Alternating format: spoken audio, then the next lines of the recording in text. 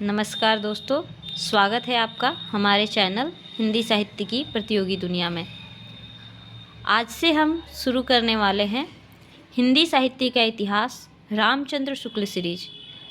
मतलब ये है कि आज से हम अगले कुछ दिनों तक आचार्य रामचंद्र शुक्ल की पुस्तक हिंदी साहित्य के इतिहास से कुछ महत्वपूर्ण तथ्य को पढ़ेंगे, जो कि आगामी जितने भी हिंदी साहित्य से जुड़ी प्रतियोगी परीक्षाएं हैं उसमें जो है बहुत ही उपयोगी सिद्ध होंगी। क्योंकि हिंदी साहित्य के इतिहास में जो है रामचंद्र शुक्ल की पुस्तक एक तरह से मील का पत्थर है, और रामचंद्र शुक्ल के जितने भी कथन हैं वह सभी बहुत ही महत्वपूर्ण हो जाते हैं।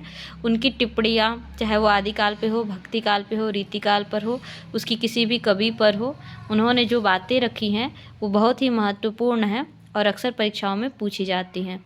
इसलिए हम यहाँ देखने वाले हैं आचार्य रामचंद्र शुक्ल के महत्वपूर्ण कथन, उनकी पुस्तक हिंदी साहित्य का इतिहास से। तो सबसे पहले हम शुरू करने वाले हैं आदिकाल प्रकरण 1। उससे भी पहले अगर हम बात कर ले तो हम देखते हैं यहाँ पर कुछ चीज़ें अगर हम समझ ले कि हमें जो प्रश्न पूछ लिए जाते हैं परीक्षाओं में वो है उनके काल विभाजन से। ठीक है, किस प्रकार से रामचंद्र शुक्ल ने काल विभाजन किया है। तो अगर हम रामचंद्र शुक्ल की पुस्तक पढ़ते हैं तो उसमें सबसे पहले हमें यह देख लेना चाहिए कि उन्होंने किस प्रकार से तथ्यों को रखा है। तो उनकी जो हम विषय सूची देखते हैं उसमें उन्होंने आदिकाल को अगर आप ध्यान से देखें तो 4 प्रकरणों में उन्होंने बांटा है। यानी कि आदिकाल का पहला प्रकरण है सामान्य परिचय, जिसमें उन्होंने हिंदी साहित्य के आविर्भाव, प्राकृताभास हिंदी को बताया है। आदिकाल की अवधि क्या है इसको उन्होंने बताने का कार्य किया है। ठीक, अपभ्रंश की रासों की परंपरा कैसे शुरू हुई, ठीक है, और देसी भाषा की रचनाएं कौन सी हैं, इस पर उन्होंने सामान्य परिचय दिया है। प्रकरण 2 में वो अपभ्रंश की रचनाओं पर बात करते हैं, जिसमें वो सिद्धों, नाथों और जैन, ठीक है, बौद्ध सिद्ध, ठीक है, और जो नाथ पंथी हैं गोरखनाथ और उनके पंथ, और जो अपभ्रंश की जितनी भी रचनाएं हैं उसको इसमें रखते हैं अपभ्रंश काव्य के अंतर्गत। ठीक, इसी में सिद्ध भी हैं और नाथ भी हैं और जैन भी हैं। सिद्ध, नाथ, जैन प्रकरण 2 में इन सब का परिचय आपको देखने को मिलता है। प्रकरण 3 में जब हम देखते हैं, यानी कि आदिकाल का प्रकरण 1 सामान्य परिचय है, आदिकाल का प्रकरण 2 अपभ्रंश काव्य शीर्षक से है, जिसमें आपको देखने को मिल जाता है सिद्ध साहित्य, नाथ साहित्य और जैन साहित्य का परिचय। और प्रकरण 3, आदिकाल के प्रकरण 3 को उन्होंने वीर गाथा काल नाम दिया है। प्रकरण 3 देश भाषा काव्य है, और यहीं से है ना, इसका सन उन्होंने बताया है संवत 1050 से 1375। मूल रूप से शुक्ल जी यहीं से वीर गाथा काल मानते हैं या आदिकाल का प्रारंभ मानते हैं। ठीक है, तो 1050 से 1375 उसकी समय सीमा रखे हैं, जिसको आदिकाल कहते हैं। और ये जो सिद्ध साहित्य, नाथ साहित्य और जैन साहित्य हैं, शुक्ल जी ने उसको क्या कहा है, इसको जो है साहित्य की कोटि से बाहर रखा है, क्योंकि इनको सांप्रदायिक रचनाएं कहते हैं। इनकी भाषा है अपभ्रंश काव्य में। और जो वीर गाथा काल में जिसको शुक्ल जी आदिकाल मानते हैं, जिसकी शुरुआत वो 1050 से 1375 मानते हैं। ठीक, वहाँ ये शुरू होता है प्रकरण 3 से, जिसमें कि देश भाषा काव्य यानी जितने भी रासो ग्रंथ हैं वो देश भाषा काव्य के अंतर्गत उन्होंने रासो ग्रंथ को रखा है। ठीक, इसमें उन्होंने रासो शब्द की व्युत्पत्ति के बारे में बताया है। वीर गाथात्मक जितनी रचनाएं हैं जिनको रासो ग्रंथ कहते हैं, उन ग्रंथों का परिचय दिया है और उन ग्रंथकारों का परिचय दिया है, जिसमें कि जैसे आप देखते हैं तो परमाल रासो है या फिर पृथ्वीराज रासो है ना। तो जितनी भी रासो ग्रंथ हैं उन सब का परिचय आपको यहाँ पर मिलता है। ठीक, और उसके बाद से चौथा जो प्रकरण रखा है इन्होंने फुटकल रचनाएं नाम से, जिसमें उन्होंने लोक भाषा के जितने भी पद हैं और अमीर खुसरो और विद्यापति की पदावली, ठीक है, और अमीर खुसरो के जितने भी पहेलियाँ मुकरियाँ हैं, तो लोक भाषा के काव्यों और अमीर खुसरो और विद्यापति, इन सब को वो आदिकाल के प्रकरण 4 के अंतर्गत रखते हैं फुटकल रचनाएं में। तो कुल मिला के आदिकाल को उन्होंने 4 प्रकरणों में अपनी पुस्तक में विभाजित किया है। पहला सामान्य परिचय है, दूसरा अपभ्रंश काव्य है और तीसरा देश भाषा काव्य है और चौथा है फुटकल रचना है। पहले में आदिकाल का सामान्य परिचय है, दूसरे में सिद्धनाथ और जैन साहित्य का परिचय है और तीसरे में रासो ग्रंथों का परिचय है और चौथे में आपको अमीर खुसरो और विद्यापति जैसे महती कवि जो आदिकाल के हैं, लोक कवि, उनके बारे में परिचय मिलता है। अब बात कर लें इन्होंने भक्ति काल को कैसे बांटा है। तो देखिए, आदिकाल के बाद उन्होंने मध्यकाल को 2 भागों में बांटा है, पूर्व मध्यकाल और उत्तर मध्यकाल। पूर्व मध्यकाल जो है भक्ति काव्य है। तो भक्ति काल का उन्होंने समय क्या बताया है, संवत 1375 से 1700 ईस्वी। ठीक है, संवत 1300 से 1700 ईस्वी तक माना है और आदिकाल भक्ति काल का उन्होंने अपनी पुस्तक में 6 प्रकरणों में बांटा है। भक्ति काल के लिए उन्होंने अपनी पुस्तक में 6 प्रकरण दिए हैं। प्रकरण 1 में भक्ति काल का सामान्य परिचय दिया है, जिसमें भक्ति काल की राजनीतिक, धार्मिक, सामाजिक परिस्थितियों पर उन्होंने विचार किया है। सगुण भक्ति, निर्गुण भक्ति का परिचय दिया है। प्रेम मार्गी सूफ़ी और प्रेम मार्गी जो सूफ़ी रचनाएँ हैं, निर्गुण जो पंथ है, ठीक है, इन सभी पर उन्होंने बात किया है। यानी कि कुल मिलाकर भक्ति काल का सामान्य परिचय दिया है। प्रकरण 2 के अंतर्गत वो निर्गुण धारा, जो कि ज्ञानाश्रयी धारा है, निर्गुण धारा के जो संत कवि हैं उनका परिचय देते हुए उनके ऊपर विचार किया है ना। निर्गुण धारा के जो कवि हैं, उनकी जो रचनाएं हैं, उनकी जो विशेषताएं हैं, उस पर बात किया है प्रकरण 2 के अंतर्गत। और प्रकरण 3 जो है प्रेम मार्गी सूफ़ी कवियों पर है। प्रेम मार्गी सूफ़ी शाखा निर्गुण धारा की जो है प्रकरण 3, उसमें बात किया है, जिसमें उन्होंने प्रेम गाथात्मक जो रचनाएं हैं, सूफ़ी जो आख्यान हैं, जिसमें जायसी है या और भी जायसी और उनके जितने जो जितनी भी सूफ़ी रचनाएं हैं, जो मधुमालती हो गया या चंदायन हो गया या पद्मावत हो गया, जितनी भी सूफ़ी रचनाएं हैं और जितने भी सूफ़ी कवि हैं, उन सब के ऊपर बात किया है इन्होंने प्रकरण 3 में। ठीक है, प्रेम मार्गी सूफ़ी शाखा के अंतर्गत निर्गुण धारा के। और इसमें सूफ़ी कवियों का कबीर आदि से क्या भिन्नता है, उस पर भी बात किया है। और प्रकरण 4 में जब हम आ जाते हैं तो राम भक्ति शाखा है। प्रकरण 4 सगुण काव्य धारा की राम भक्ति शाखा, प्रकरण 4। ठीक है, तो राम भक्ति शाखा के अंतर्गत उन्होंने बात की है, जैसे रामानंद की परंपरा की इन्होंने बात की है। ठीक है, रामानंद की गुरु परंपरा की बात की है। ठीक, वैष्णव संप्रदाय की बात की है और राम भक्त कवियों की बात की है, जिसमें तुलसीदास जो प्रमुख कवि हो जाते हैं, और भी जो राम भक्ति में श्रृंगारी परंपरा चली, उन सब की भी बात की है। ठीक है, तो यानी कि प्रकरण 4 जो है वो सगुण धारा की राम भक्ति शाखा है, उसके विषय पर आधारित है। और जब हम देखते हैं प्रकरण 5, तो सगुण धारा के कृष्ण भक्ति शाखा पर आधारित है प्रकरण 5, जिसमें उन्होंने वैष्णव धर्म के जितने भी आंदोलन हुए हैं उन पर बात की है। और जो वल्लभाचार्य हैं, पुष्टि मार्ग है, ठीक, जो अष्टछाप के कवि हैं, ठीक, और जो वल्लभाचार्य के शिष्य हैं, जो सूरदास इत्यादि हैं, ठीक है, कृष्ण भक्ति परंपरा के अन्य जो कवि रहे हैं, चाहे वो रसखान हैं, चाहे मीरा हैं, ठीक है, और अष्टछाप के सभी कवि हैं, ठीक, और क्या है पुष्टि मार्ग क्या है, इन सभी चीज़ों पर बात की गई है प्रकरण 5 में सगुण धारा कृष्ण भक्ति शाखा के अंतर्गत।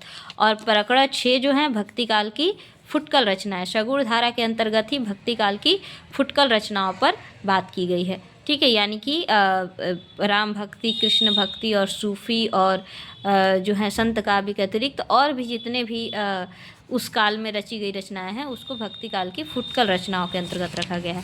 तो फिर एक बार से हम देखें तो भक्ति काल को शुक्ल जी ने अपनी पुस्तक में 6 प्रकरणों में बांटा है। प्रकरण 1 सामान्य परिचय हो जाता है। प्रकरण 2 में निर्गुण धारा, जिसमें कि संत कवियों पर बात की गई है, निर्गुण मार्गी या ज्ञान मार्गी संत कवियों पर बात की गई है। प्रकरण 3 निर्गुण धारा है, इसके अंतर्गत प्रेम मार्गी सूफ़ी कवियों पर बात की गई है। प्रेमाख्यानक काव्य परंपरा जो सूफ़ी कवि हैं उन पर बात की गई है। और प्रकरण 4 सगुण धारा के अंतर्गत राम भक्ति शाखा पर बात की गई है। ठीक है, तुलसी इत्यादि अन्य जो रामानंद की परंपरा के जो शिष्य हैं और रामानंद की जो गुरु परंपरा है, या फिर राम भक्ति शाखा के जो प्रमुख कवि हैं तुलसीदास, और राम भक्ति शाखा में जो श्रृंगारी भावना का काव्य चला उस पर, ये सभी राम भक्ति शाखा से जुड़े तथ्यों पर बात की गई है प्रकरण 4 सगुण धारा राम भक्ति शाखा में। प्रकरण 5 में जब हम देखते हैं तो वहाँ पर कृष्ण भक्ति शाखा की बात की गई है। इसके अंतर्गत जो है वल्लभाचार्य के दार्शनिक सिद्धांत, उनका जो पुष्टि मार्ग है, जो अष्टछाप है, ठीक है, और जो कृष्ण भक्ति शाखा के श्रेष्ठ कवि हैं सूरदास, और कृष्ण भक्ति शाखा के अन्य सभी कवियों पर बात की गई है प्रकरण 5 के अंतर्गत। और प्रकरण 6 भी सगुण धारा के फुटकल रचनाएं, भक्ति काल की और जितनी भी फुटकल रचनाएं हैं जो छोटे कवि हैं उन सब पर बात की गई है प्रकरण 6 में। अब देख लेते हैं हम जो उन्होंने मध्यकाल को जो का दूसरा जो भाग है उत्तर मध्यकाल, जिसको शुक्ल जी ने रीतिकाल नाम दिया है, उसका समय सीमा 1700 से 1900 ईस्वी उन्होंने बताया है। और अपनी पुस्तक में उन्होंने रीतिकाल को 3 प्रकरणों में विभाजित किया है, ठीक है। रीतिकाल की समय सीमा क्या रखा है उन्होंने, संवत 1700 से 1900 तक, ठीक है। रीतिकाल को उन्होंने 3 प्रकरणों में बांटा है, जिसमें सबसे पहले उन्होंने रीतिकाल प्रकरण 1 में रीतिकाल का सामान्य परिचय दिया है। रीति ग्रंथों की परंपरा किस प्रकार शुरू हुई, रीति काल का या रीति परंपरा का आरंभ कब से शुरू होता है, ठीक, और रीति ग्रंथों का आधार क्या है, जैसे संस्कृत ग्रंथों को उन्होंने आधार बनाया है। फिर रीति ग्रंथों का संस्कृत ग्रंथों से किस प्रकार की भिन्नता है, आचार्य कवि कौन से हैं, ठीक है, और रीति ग्रंथकार कवियों का उद्देश्य क्या रहा है, ठीक है, रीति ग्रंथों की भाषा क्या रही है, रीति कवियों का रस और छंद पर क्या उनका विचार रहा है, इन सब पर यानी कि रीतिकाल का एक सामान्य परिचय उन्होंने प्रकरण 1 में दिया है। प्रकरण 2 में रीति ग्रंथकार कवियों का परिचय दिया गया है, ठीक है। प्रकरण 2 में रीति ग्रंथकार कवियों का परिचय दिया गया है, जो आचार्य कवि थे उनका। और प्रकरण 3 के अंतर्गत जो है रीतिकाल के अन्य कवियों को रख दिया गया है, यानी कि रीति ग्रंथकार कवियों के अतिरिक्त रीतिकाल में जो कवि हुए। यहाँ पर हम देखते हैं तो शुक्ल जी ने जरा रीतिकाल के कवियों पर थोड़ा कम प्रकाश डाला है, क्योंकि रीति मुक्त जो कवि हैं वो बहुत ही महत्वपूर्ण कवि हैं, और जैसे कि घनानंद इत्यादि हैं, लेकिन उनको रीतिकाल के अन्य कवियों के अंतर्गत शुक्ल जी ने रख दिया है, ठीक। तो रीतिकाल के अन्य कवियों के अंतर्गत उन्होंने 6 प्रधान वर्ग बनाए हैं श्रृंगारी कवि का, ठीक है। 6 प्रधान वर्ग कौन कौन से बनाए हैं, श्रृंगारी कवि, कथा प्रबंधकार, वर्णनात्मक प्रबंधकार, शुक्तिकार, ज्ञानोपदेशक और भक्त कवि, ठीक। इसके साथ साथ वीर रस की फुटकल कविताएं और रीतिकाल का जो भी गद्य साहित्य थोड़ा बहुत रहा है उन सब पर बात किया है उन्होंने प्रकरण 3 में। यानी कि रीतिकाल में उन्होंने 3 प्रकरण रखे हैं। पहला प्रकरण में सामान्य परिचय, दूसरे प्रकरण में रीति ग्रंथकार के कवि, और तीसरे प्रकरण में रीतिकाल के अन्य कवियों को रखा है, ठीक। तो आज हमने देख लिया ये। अब अगला जो उन्होंने किया है, आधुनिक काल का विभाजन उन्होंने किया है, तो गद्य खंड और काव्य खंड को अलग अलग विभाजित किया है, ठीक। आधुनिक काल को शुक्ल जी ने गद्य खंड और काव्य खंड अलग अलग विभाजित किया है, ठीक। आपको ये भी पता है कि आधुनिक काल को वो क्या कहते हैं, गद्य काल भी कहते हैं, ठीक है। तो जब गद्य खंड पर वो बात करते हैं तो उसको उन्होंने कितने प्रकरणों में विभाजित कर दिया है, 5 प्रकरणों में, ठीक। यानी कि गद्य खंड को शुक्ल जी ने 5 प्रकरणों में विभाजित किया है। पहले प्रकरण का नाम उन्होंने दिया है सामान्य परिचय गद्य का विकास, ठीक है। इसमें उन्होंने आधुनिक काल के पूर्व की जो गद्य की अवस्था रही है, जो ब्रज भाषा का गद्य रहा है, दक्षिणी हिंदी का गद्य रहा है या खड़ी बोली का गद्य रहा है, उस पर बात किया है प्रकरण 1 में, सामान्य परिचय गद्य का विकास, ठीक। प्रकरण 2 में उन्होंने गद्य साहित्य के आविर्भाव पर बात किया है, यानी कि जो गद्य हिंदी गद्य के जो प्रारंभिक उन्नायक रहे हैं, जैसे कि जितने भी राजा लक्ष्मण सिंह, शिव प्रसाद, सितारे हिंद, ठीक है, और इस प्रकार के जो हिंदी गद्य के प्रारंभिक उन्नायक रहे हैं, जो हम 4 इंशाअल्लाह खां या लल्लू लाल, सदल मिश्र, इन सब की बात करते हैं, इन सब पर उन्होंने बात कर लिया है प्रकरण 2 में हिंदी गद्य का आविर्भाव पर, ठीक। उसके बाद आधुनिक गद्य साहित्य की परंपरा का परिवर्तन वो शुरू करते हैं। यहाँ से वो फिर से गद्य खंड में फिर 5 प्रकरण बनाते हैं। प्रकरण आधुनिक गद्य साहित्य परंपरा का परिवर्तन में वो 5 प्रकरण लेते हैं। प्रकरण 1 में उन्होंने किया है गद्य का प्रवर्तन, सामान्य परिचय। दूसरे में लगा है गद्य का प्रवर्तन, ठीक। तीसरा लिखा है गद्य का प्रसार, और चौथा भी है गद्य का प्रसार, और 5वां है गद्य की वर्तमान गति। यानी कि आधुनिक गद्य साहित्य की परंपरा का परिवर्तन वो शुरू करते हैं, तो इसमें 5 प्रकरण बनाते हैं। 2 प्रकरण में यानी प्रकरण 1 और 2 में गद्य के प्रवर्तन की बात करते हैं, ठीक, जिसमें वो प्रथम उत्थान की बात करते हैं, ठीक। और प्रकरण 3 और 4 में वो गद्य के प्रसार की बात करते हैं, जिसको द्वितीय उत्थान नाम देते हैं। और प्रकरण 5 में वो गद्य की वर्तमान गति की बात करते हैं, जिसमें तृतीय उत्थान की बात करते हैं। ठीक, तो यानी कि प्रथम उत्थान उन्होंने 1924 से संवत 1924 से 1950 माना है। गद्य का प्रवर्तन प्रथम उत्थान, गद्य का प्रवर्तन द्वितीय उत्थान उन्होंने संवत 1950 से 1975 तक माना है। गद्य का प्रसार द्वितीय उत्थान, गद्य का प्रसार 1950 से 1975। और प्रकरण 3 में वो गद्य की वर्तमान गति की बात करते हैं, संवत 1975 से अब तक। ठीक है, गद्य का वर्तमान गति तृतीय उत्थान। तो आप यहाँ देख लेंगे, ये प्रश्न पूछा जाता है कि आधुनिक गद्य साहित्य की परंपरा का प्रवर्तन में जो उसको उन्होंने 3 भागों में बांटा है। प्रथम उत्थान जो गद्य का प्रवर्तन है, और द्वितीय उत्थान जो गद्य का प्रसार है, और तृतीय उत्थान जिसको गद्य की वर्तमान गति उन्होंने कहा है। और इन सबको वो 5 प्रकरणों में बांटते हैं। गद्य का प्रवर्तन 2 प्रकरणों में, ठीक है, पहला प्रकरण और दूसरा प्रकरण गद्य का प्रवर्तन प्रथम उत्थान, तीसरा प्रकरण और चौथा प्रकरण गद्य का प्रसार द्वितीय उत्थान, और 5वां प्रकरण गद्य साहित्य की वर्तमान गति तृतीय उत्थान। जब वो उसके बाद वो आधुनिक काल का काव्य खंड विभाजित करते हैं। आधुनिक काल का काव्य खंड वो कब से कब तक यहाँ बात किए हैं, संवत 1900 से लेकर के 1925। ये जो है, यह जो समय है वो प्रकरण 1 के अंतर्गत बताया गया है, काव्य खंड की पुरानी परंपरा। यानी कि जब आधुनिक काल में काव्य खंड की वो बात करते हैं तो संवत 1900 से लेकर 1925 तक को उन्होंने क्या रखा है, संवत 1900 से लेकर के 1925 तक को उन्होंने काव्य खंड पुरानी परंपरा की इन्होंने बात की है इसमें। यानी जो ब्रज भाषा की परिपाटी रही है, जो पुरानी परंपरा के काव्य को आगे बढ़ाया गया है, भारतेंदु से पूर्व की जो बात रही है, इस पर उन्होंने बात किया है। काव्य खंड पुरानी परंपरा संवत 1900 से 1925 तक। ठीक, उसके बाद संवत 1900 से लेकर 1950 तक प्रथम उत्थान मानते हैं।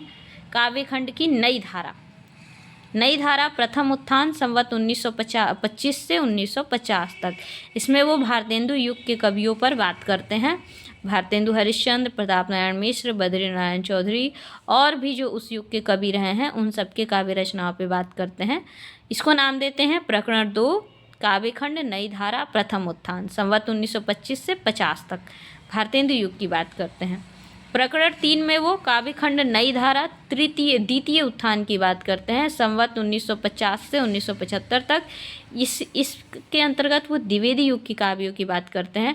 स्वच्छंदतावादी कवि श्रीधर पाठक, इसके बाद द्विवेदी मंडल के जितने भी कवि हैं, महावीर प्रसाद द्विवेदी या अयोध्या सिंह उपाध्याय हरिऔध राम, इसके बाद से जो है मैथिली शरण गुप्त और भी जितने कवि हैं, और द्विवेदी मंडल के बाहर के कवि, यानी द्विवेदी युग के सभी कवियों पर बात करते हैं। प्रकरण 3 के अंतर्गत नई धारा द्वितीय उत्थान के अंतर्गत, इसका नाम उन्होंने संवत 1950 से 1975 तक का समय रखा है, नई धारा द्वितीय उत्थान। उसके बाद प्रकरण 4 में वो नई धारा तृतीय उत्थान, काव्य खंड के प्रकरण 4 के अंतर्गत नई धारा तृतीय उत्थान नाम देते हैं, जिसका समय संवत 1975 से आगे तक का रखा है। तो संवत 1975 से जब वो शुरू करते हैं तो इसमें वो छायावाद के कवियों की बात करते हैं। ठीक है, प्रसाद, पंत, निराला, महादेवी और उसके आगे कुछ कवियों जैसे दिनकर, बच्चन, इन सब पर बात करते हैं। वर्तमान काव्य धाराएँ जो संवत 1975 के बाद विकसित हुई, छायावाद और छायावाद उत्तर रचनाओं पर थोड़ा बहुत प्रकाश डालते हैं, मुख्य रूप से छायावादी कविताओं रचनाओं पर। तो ये है प्रकरण 4 के अंतर्गत नई धारा तृतीय उत्थान।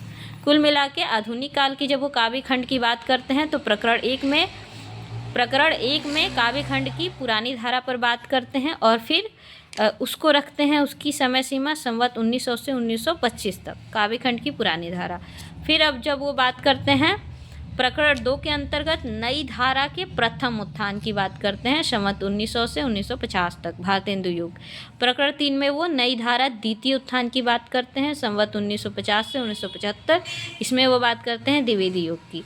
और प्रकरण 4 के अंतर्गत वो काव्य खंड की नई धारा तृतीय उत्थान की बात करते हैं, संवत 1975 से आगे तक। ठीक है, इसमें वो छायावाद की बात करते हैं। तो इस प्रकार से उन्होंने काव्य खंड को 4 प्रकरणों में बांट दिया है, गद्य खंड को 5 प्रकरणों में बांट दिया है आधुनिक काल के। ठीक, और हमने देखा रीतिकाल को उन्होंने कितने प्रकरणों में बांटा था, 3 प्रकरणों में। भक्तिकाल को उन्होंने 6 प्रकरणों में बांटा था और आदिकाल को उन्होंने 4 प्रकरणों में बांटा था।